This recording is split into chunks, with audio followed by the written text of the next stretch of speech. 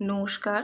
বাঙালিয়ানায় আজকের রেসিপি ফুলকপি দিয়ে একটা দুর্দান্ত স্বাদের রেসিপি। তো চলুন কিভাবে করলাম দেখে নিই। ছোটো থেকে বড় সবারই ভালো লাগবে এই রেসিপিটা। একটা ফুলকপি নিয়ে নিয়েছি, টাটকা তাজা ফুলকপি। ফুলকপিটাকে কেটে লবণ দিয়ে একটু সেদ্ধ করে নেব ভালো করে।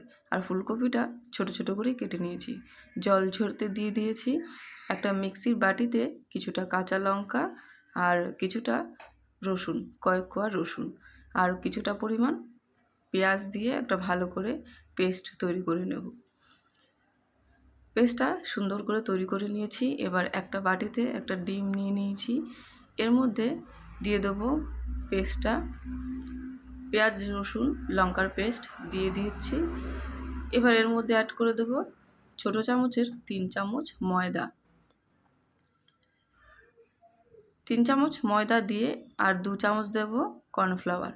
কর্নফ্লাওয়ার না থাকলে আপনারা চাইলে এখানে অ্যারারুট ইউজ করতে পারেন।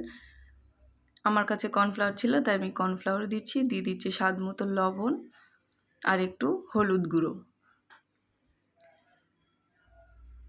এবার বেশ ভালো করে ব্যাটারটাকে তৈরি করে নিতে হবে। যদি জলের প্রয়োজন হয় তো অবশ্যই জল দেবেন, আমার এখানে জলের প্রয়োজন হবে না। তো হয়ে গেছে, মোটামুটি ব্যাটারটাকে রেডি করে নিয়েছি। আমার কিন্তু একটু জল দিইনি আমি এর মধ্যে। তো এবার ফুলকপিগুলো দিয়ে বেশ ভালো করে মাখিয়ে নিতে হবে। একটা চামচের সাহায্যে আমি মাখিয়ে নেব, যাতে ফুলকপিগুলো না ভাঙে সেইভাবে মাখাতে হবে বেশ ভালো করে। ভেঙে গেলে রেসিপিটা কিন্তু ভালো হবে না। তো চলুন, মাখানো হয়ে গেছে, আপনারা চাইলে 10 মিনিট রেখে দিতে পারবেন। একটা কড়াইয়ে তেল গরম করে এইভাবে ফুলকপিগুলো তুলে বেশ পকোড়াগুলো ভেজে নিতে হবে।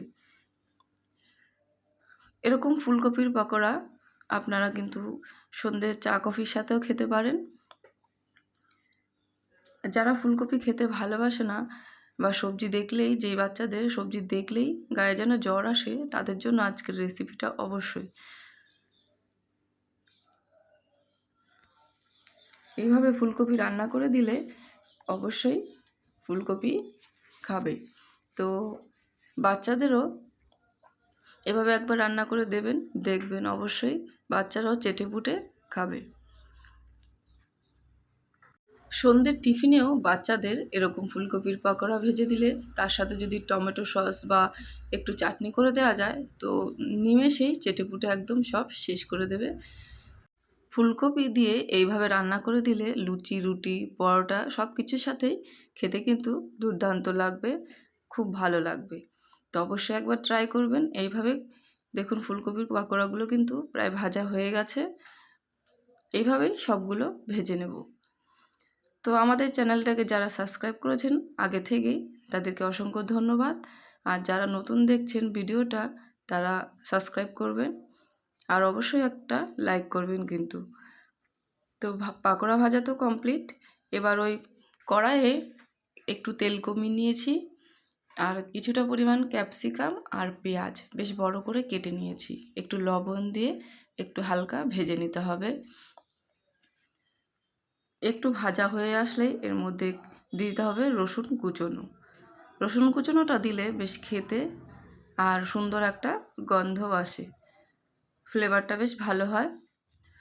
তো রসুন দিয়ে একটু নেড়েচেড়ে ভেজে এর মধ্যে দিয়ে দিচ্ছি টমেটো কেচাপ 2 চামচ পরিমাণ, আর 2 চামচ পরিমাণ দিয়ে দিচ্ছি সোয়া সস।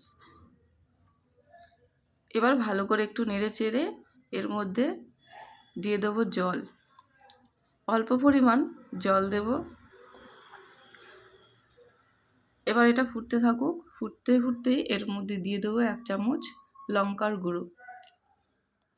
একটু স্পাইসি হবে খেতে, তার জন্য লঙ্কার গুঁড়ো 1 চামচ দিলাম আর একটু দিয়ে দেবো গোলমরিচের গুঁড়ো।